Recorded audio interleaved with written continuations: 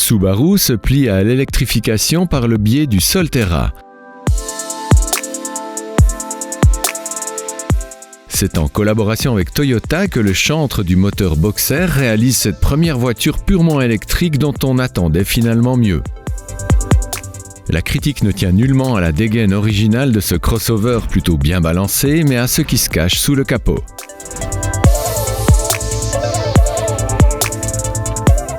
L'autonomie de la batterie et ses possibilités de recharge ne sont pas adaptées à la Suisse pour l'instant.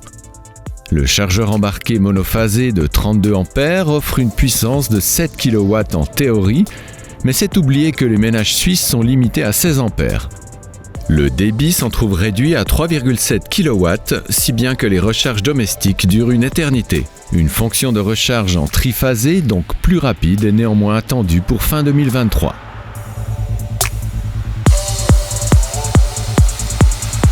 La capacité de la batterie est moyenne et le test de consommation en parcours RDE-TCS montre que la consommation est plus élevée par rapport à d'autres modèles, permettant à peine de parcourir plus de 300 km au quotidien. Disponible sur notre site internet, l'outil d'analyse du cycle de vie du TCS permet de comparer l'empreinte écologique de nombreux véhicules. Celle du Subaru Solterra peut donc être mise en perspective avec celle de modèles concurrents comme le Nissan Ariya. En dépit de son passage à l'électrification intégrale, le Solterra conserve indubitablement des gènes Subaru. Le design de la face avant s'inspire du requin marteau.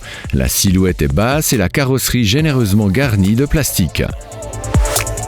L'inclinaison du haillon et le dessin sculpté de la poupe ne manquent pas de dynamisme non plus. Dans la tradition Subaru, l'ambiance à bord est assez rustique. Les inconditionnels de la marque reconnaîtront d'emblée cette cohabitation entre tissu robuste et plastique dur.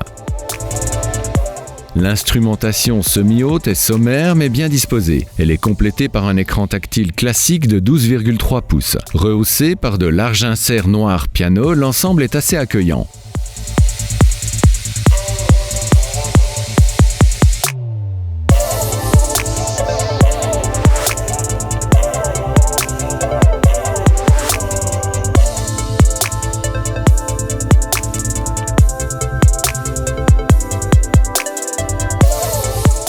Il faudra s'accoutumer au fait que la boîte à gants a été sacrifiée sur l'autel de l'électrification. Les sièges simili-cuir dûment sculptés procurent un bon maintien. Même topo sur la banquette arrière rehaussée dont les occupants jouissent d'un large dégagement aux jambes.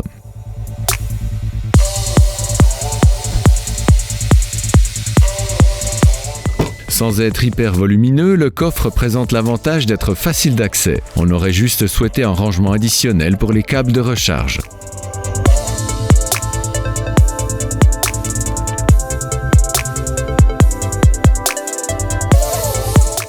Les 218 chevaux cumulés suffisent à déplacer prestement les 2 tonnes de l'engin.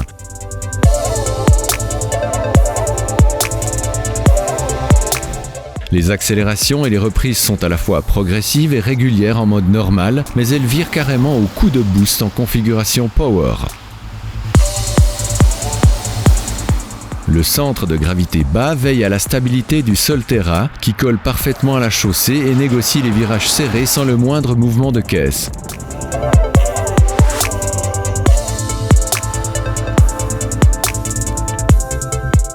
Évidemment, Subaru a concocté un mode off-road permettant à ce SUV doté d'une garde au sol de 21 cm de s'aventurer hors du bitume. Le système 4x4 exploite les 2 moteurs électriques pour alimenter séparément chaque essieu et répartir le couple en fonction des besoins. Le rapport qualité-prestation reste favorable et fidèle à l'ADN Subaru. La version d'entrée de gamme est déjà fort bien dotée et aucun système d'assistance ne fait défaut. Les déclinaisons classiques et luxury s'enrichissent notamment de la sellerie simili-cuir et d'un toit panoramique. Bilan. Son comportement est rigoureux et plaisant et assure une maniabilité précise. La puissance bien adaptée contribue à l'agrément de marche. On soulignera également la riche dotation dès le modèle de base. Le principal inconvénient est la recharge monophasée actuellement très lente. L'autonomie laisse à désirer pour un SUV, il en va de même de la charge tractable limitée à 750 kg.